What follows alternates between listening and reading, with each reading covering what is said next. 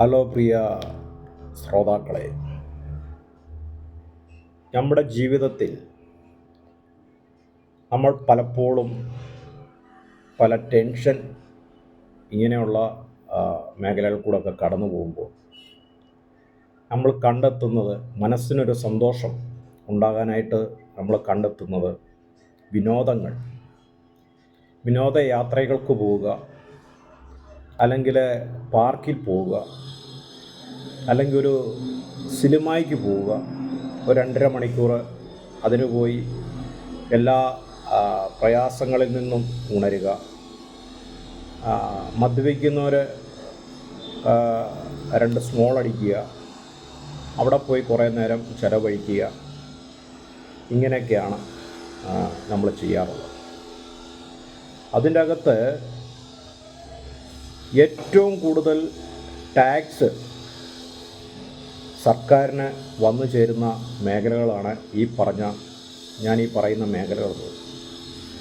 നമ്മളൊരു പാർക്കിൽ കയറണമെങ്കിൽ പോലും അതിനൊരു ഫീസുണ്ട്. ഫ്രീ ആയിട്ടുള്ള പാർക്കുകൾ വളരെ ചുരുക്കമുള്ളതുള്ളൂ. എന്ന് വെച്ചാൽ അതിൻ്റെ മെയിൻ്റനൻസും അത് മുന്നോട്ട് കൊണ്ടുപോകാനൊക്കെ വളരെയധികം ചിലവുള്ളത് കൊണ്ട് ഇതിനെല്ലാം ഓരോ ഫീസ് ഈടാക്കും. അതുപോലെ തന്നെ ഒരു കാര്യമാണല്ലോ നമ്മൾ ഒരു സിനിമയ്ക്ക് കുടുംബമായിട്ടൊക്കെ പോകാമെന്നുള്ളത്.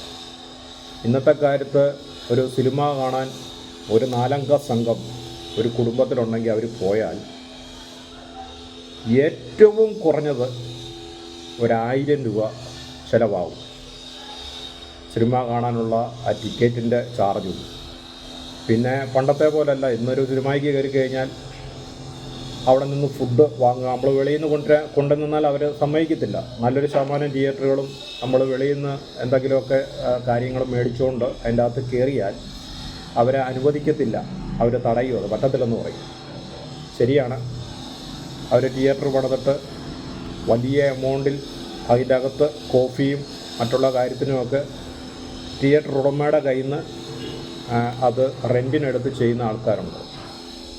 ഇതൊന്നും നമുക്ക് വിഷയമുള്ള കാര്യമല്ല, കയറുന്ന പ്രേക്ഷകർക്കും വിഷയമുള്ള കാര്യമല്ല. പക്ഷെങ്കിൽ ഈ ഭീമമായ ടാക്സ് മേടിക്കുന്ന നമ്മുടെ സർക്കാരിന്, അല്ലെങ്കിൽ അവിടെ നിന്ന് ടാക്സ് മേടിക്കുന്ന ആരാ? മുനിസിപ്പാലിറ്റി ആണെങ്കിൽ മുനിസിപ്പാലിറ്റി, പഞ്ചായത്താണെങ്കിൽ പഞ്ചായത്ത്, കോർപ്പറേഷൻ ആണെങ്കിൽ അവർക്ക് ഈ ജനങ്ങളുടെ ഈ കാര്യങ്ങൾ ശരിക്കും എൻജോയ് ചെയ്യുന്നുണ്ടോ എന്നറിയേണ്ട ഒരു ബാധ്യത സർക്കാരിനുണ്ട്. ഇവർ ശരിക്ക് ഈ കാര്യങ്ങളൊക്കെ എൻജോയ് ചെയ്താണോ പോകുന്നതെന്നുള്ളത്. കഴിഞ്ഞ ദിവസം ഞാൻ ചങ്ങനാശ്ശേരി ഒരു തിയേറ്ററിൽ, ഇതെൻ്റെ ലാസ്റ്റത്തെ സിനിമ കാഴ്ച കേട്ടോ. ഞാൻ ഇന്നലെ ശപഥം ചെയ്തു, ഇനി ഞാൻ സിനിമ തിയേറ്ററിൽ പോയി കാണത്തില്ല എന്ന് ഞാൻ ഇന്നലെ ഒരു ശപഥം ചെയ്തു. ഞാൻ ആ തിയേറ്ററിൽ കയറിയിരുന്നു. നമുക്ക് മനുഷ്യർക്ക് താങ്ങാൻ പറ്റുന്ന ഒരു തണുപ്പുണ്ടല്ലോ. ഈ ഡെഡ് ബോഡി കൊണ്ടുപോയി മോർച്ചറി വെച്ചാൽ അതിന് പോലും ഇത്രയും തണുപ്പ് വേണ്ട. അപ്പം അതുപോലെ ഇത് കൂളാണ്, തിയേറ്ററിൻ്റെ അകം കൂളാണ്. അതിൻ്റെ അകത്തിരുന്ന കുഞ്ഞു കുട്ടികൾ പോലും വിറച്ചിട്ട് കരയുന്നുണ്ട്. അമ്മ പുതപ്പിക്കമ്മ എന്ന് പറയുന്നുണ്ട്. അപ്പോൾ ഇങ്ങനെ കുറച്ച് നേരം എനിക്ക് പോലും താങ്ങുന്നില്ല, എന്നെ വിറയ്ക്കാൻ തുടങ്ങി. ഞാൻ പെട്ടെന്ന് വെളിയിൽ ഇറങ്ങി വന്നു. എൻ്റെ കൂടെ ഈ പിള്ളേരുടെ ഫാദറും ഇറങ്ങി എൻ്റെ ഒപ്പം വന്നു. അപ്പോൾ അവർ പറഞ്ഞു, വാ ചേട്ടാ നമുക്കൂടെ പോയി പറയാമെന്ന് പറഞ്ഞു. അപ്പം ഞങ്ങൾ ആ പിള്ളേരുടെ അവിടെ ആ കോഫി കൊടുക്കുന്ന പിള്ളേരോട് പറഞ്ഞു, ഇന്നോടൊക്കെ മോനേടാ ഭയങ്കര തണുപ്പാണ്, ഇതൊന്ന് കുറയ്ക്കാൻ പറഞ്ഞു. നിങ്ങൾ പോയിരുന്ന് അത് കുറച്ചോളൂ എന്ന് പറയും. നിങ്ങൾക്കറിയാം, അങ്ങനെയുള്ള മേഖലയിലൊക്കെ വർക്ക് ചെയ്യുന്ന എന്തിനും തയ്യാറായിട്ടുള്ള ആൾക്കാരെയാണ് ഇവർ ഈ കൗണ്ടറിലൊക്കെ ഇരുത്തുന്നത്.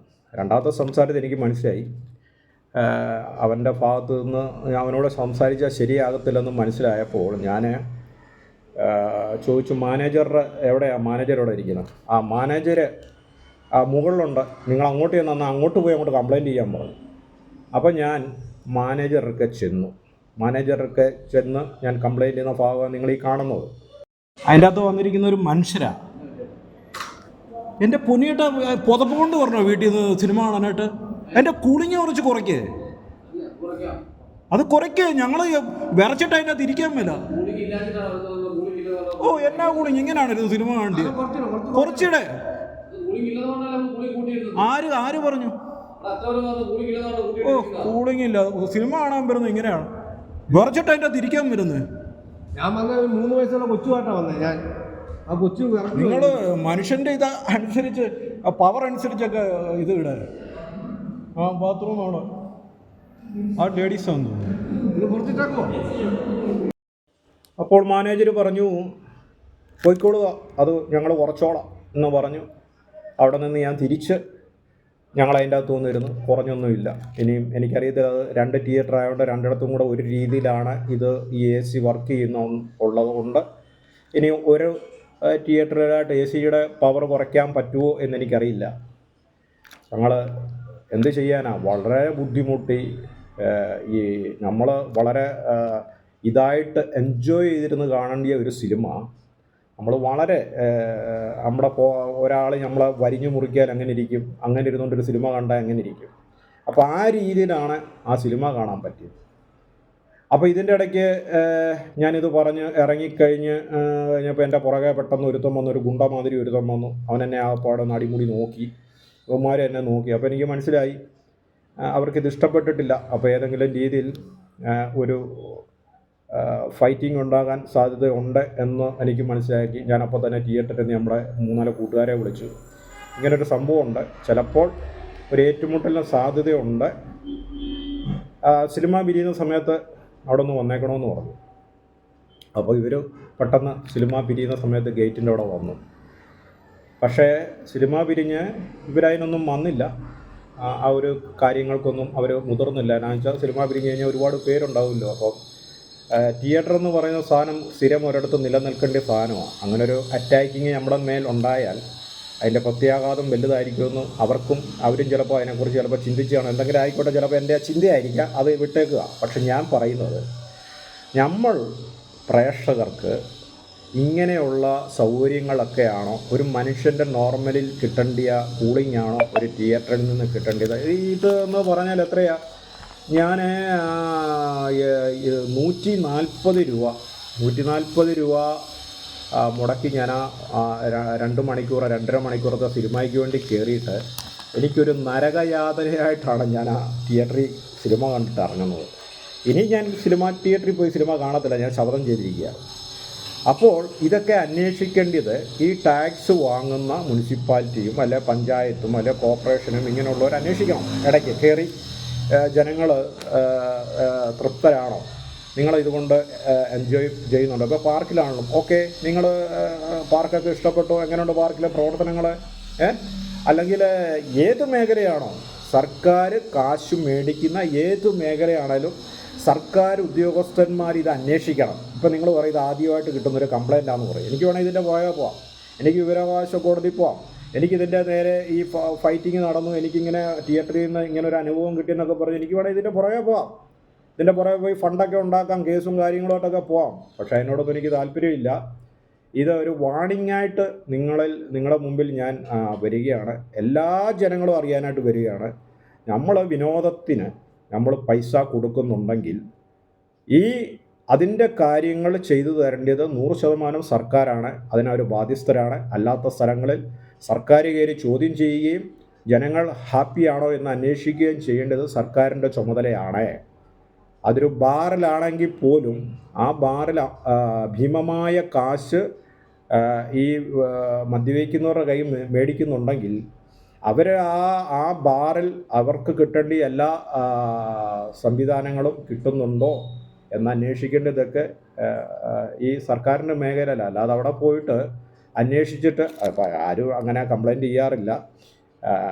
കംപ്ലയിൻ്റ് ചെയ്താൽ അവിടെ പോയി അന്വേഷിച്ചിട്ട് കിമ്പളം മേടിച്ച് പോക്കറ്റിലിട്ടിട്ട് പോകുന്നൊരു സംവിധാനം ആയി തീരരുത്. അപ്പോൾ ജനങ്ങളുടെ കൂടെ ജനങ്ങളുടെ സന്തോഷത്തിൽ നിങ്ങൾ പങ്കാളിയാകണം. ദുഃഖത്തിൽ പങ്കാളിയായില്ലേലും അവർ സന്തോഷിക്കാനാണ് അവരുടെ പോക്കറ്റിൽ നിന്ന് കാശ് മുടക്കി അവരിങ്ങനെയുള്ള വിനോദങ്ങളിലൊക്കെ പോയി ഏർപ്പെടുന്നത്. സിനിമാ മേഖല എന്ന് പറഞ്ഞാൽ കോടിക്കണക്കിന് ഒരുപാടൊരു മേഖലയാണ്. അപ്പോൾ എന്നെപ്പോലുള്ള ആൾക്കാരൊക്കെ ഇങ്ങനെ ശപഥം ചെയ്ത് പുറകോട്ട് മാറിയിട്ട് വീട്ടിൽ വരുന്ന സമയത്ത് കാണാമെന്നും പറഞ്ഞിരുന്നാൽ ഇതൊക്കെ വലിയ വലിയ നഷ്ടങ്ങളിലോട്ടൊക്കെ മാറിത്തീരും. ലക്ഷക്കണക്കിന് ആൾക്കാർ ഉപജീവനമാർഗം നടത്തുന്ന ഒരു മേഖലയാണ് സിനിമാ മേഖല. അപ്പോൾ എൻ്റെ ഈ വീഡിയോ കാണുന്ന സിനിമാ മേഖലയിലുള്ളവരും ഈ ഒരു കാര്യത്തിൽ നിങ്ങൾ സർക്കാരുമായിട്ടൊരു ഇതിൽ പോകണം. എല്ലാ തിയേറ്ററും നല്ല രീതിയിലാണോ അവിടെ കയറുന്ന പ്രേക്ഷകരോട് അല്ലെങ്കിൽ ആ കാണികളോട് ഇടപെടുന്നത് എന്ന് നിങ്ങൾക്കും ഇതിനകത്ത് നിങ്ങളും ഒരു പങ്കാളികളാണ്. അപ്പോൾ ഓക്കെ, ഇത് മറ്റൊന്നുമായിട്ടും ആരും കാണണ്ട. എൻ്റെ അനുഭവം, എൻ്റെ ആ 2.5 മണിക്കൂറുള്ള ബുദ്ധിമുട്ട് ഞാൻ നിങ്ങളോട് ഷെയർ ചെയ്തതേ ഉള്ളൂ. ഓക്കെ.